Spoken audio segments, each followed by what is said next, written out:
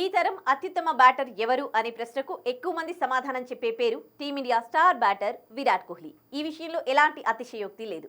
మైదానంలో కోహ్లీ నెలకొల్పిన రికార్డులే ఈ విషయాన్ని స్పష్టం చేస్తాయి.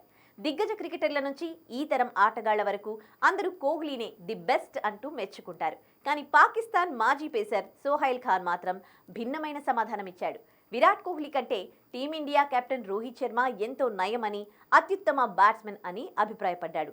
ప్రస్తుతం ఈ వ్యాఖ్యలు నెట్టింట తీవ్ర చర్చానీయాంశమయ్యాయి. పాకిస్తాన్ తరపున 9 టెస్టులు, 13 వన్డేలు, 5 టీ20లు ఆడిన సోహైల్ ఖాన్ 2015 వన్డే ప్రపంచ కప్ కూడా ఆడాడు. తాజాగా ఓ పాడ్కాస్ట్ ఇంటర్వ్యూలో పాల్గొన్న అతన్ని రోహిత్ శర్మ, విరాట్ కోహ్లీలో అత్యుత్తమ బ్యాటర్ ఎవరా అని ప్రశ్నించగా ఆసక్తికర వ్యాఖ్యలు చేశాడు.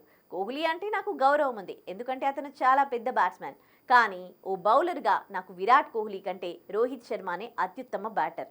కోహ్లీ కంటే అతను ఎంతో నయం. రోహిత్ టెక్నిక్ అద్భుతం. హిట్మ్యాన్ బంతిని చాలా ఆలస్యంగా ఆడతాడు. అతను all time batter. Virat Kohli తన ఫిట్నెస్తో పరుగులు చేస్తాడు. అతను ఒక పరుగు చేసిన వెంటనే మరో పరుగు చేసేందుకు సిద్ధమవుతాడు. రోహిత్ మాత్రం అలా కాదు.